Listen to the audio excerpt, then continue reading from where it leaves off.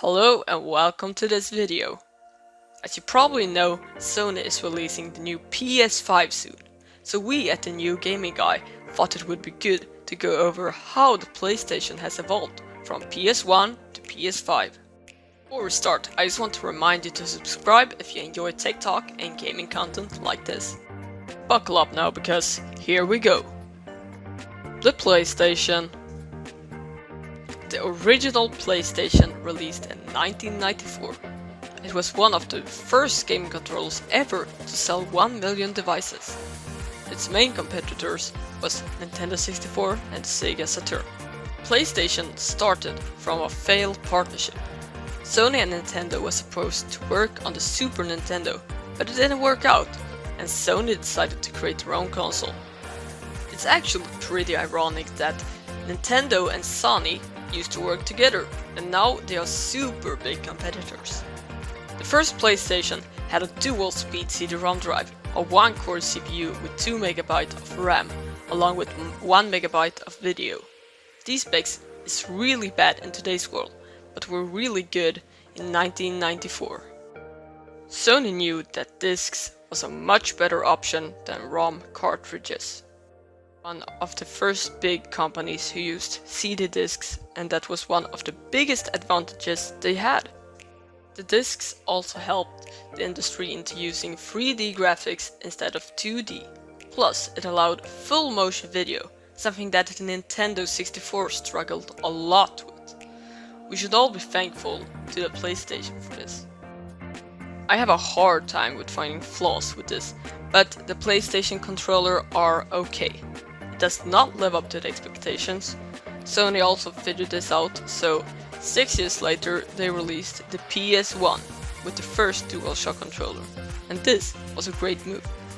Watch the Ps1, it looks great. The Ps2. If you thought the original PlayStation sold a lot of consoles, the Ps2 sold 155 million in 12 years. That's just insane, and it's one of the most sold consoles up to this date. This time Ps2 had created some franchises that could compete against Zelda and Super Mario. In the early years of Ps2, PlayStation was one of the biggest gaming consoles, and they have held that title until today. Okay, I know some of you have waited for this, so let's get to the nerdy part. This console featured 32 MB of system RAM and 4 MB of video RAM. PlayStation had 128 KB of memory on the memory card, but the Ps2 had bumped it up to 8 MB.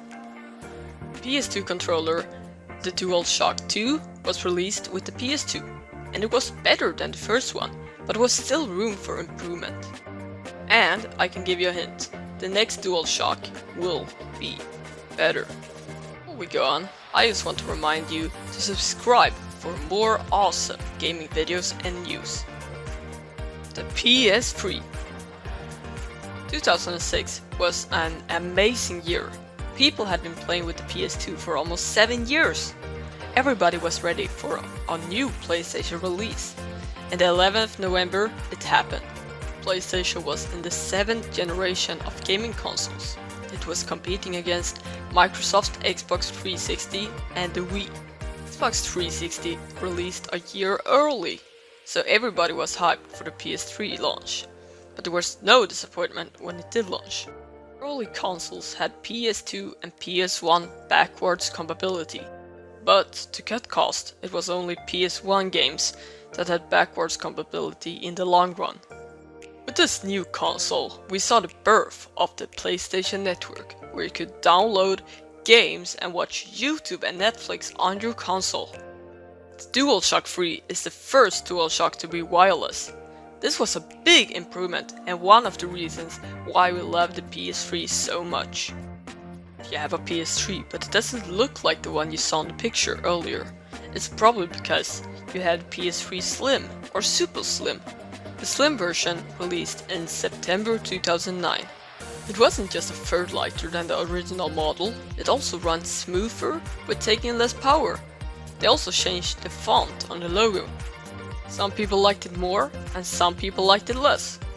Let's move over to the Ps3 Super Slim. Sony removed the front slot loading disk tray and added a sliding lid on the top of the chassis. It's also 3 pounds lighter than the Ps3 Slim. That's kinda impressive. The PS4. Now it's time for the current generation PlayStation that we all know and love. The PS4 was a total game changer, with new amazing graphics and awesome new games. This console broke a record, and that record was the first console to ever sell 1 million units within 24 hours. If you ask me, that's super crazy. A majority of the launch consoles came loaded with 500 GB of storage space. With that you can play a lot of games. Sony wanted to focus on the social aspect of the console, so they made it easier to share screen recordings and added a share button on the DualShock 4. One really important thing with the console is the controller, and the DualShock 4 had a lot of improvements.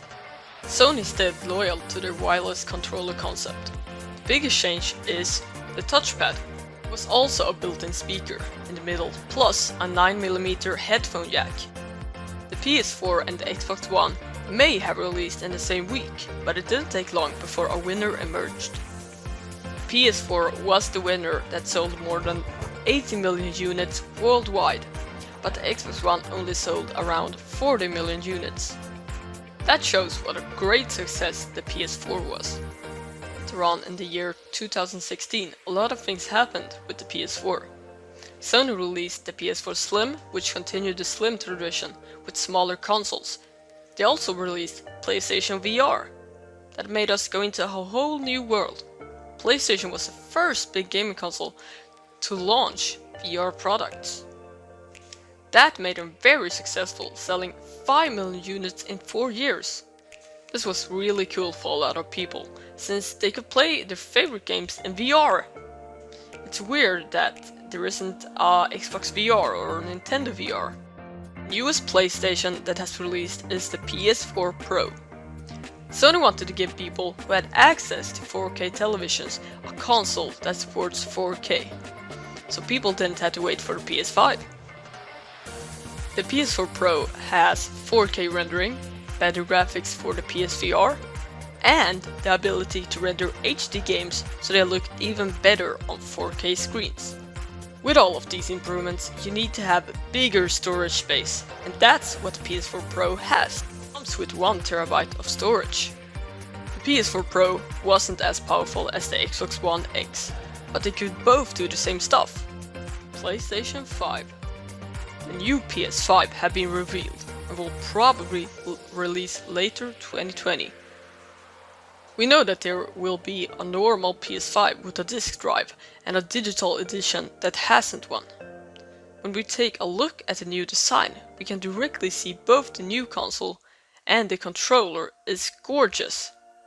This was it for the video, and if you have made it here, you might as well subscribe, because you're clearly enjoying the video.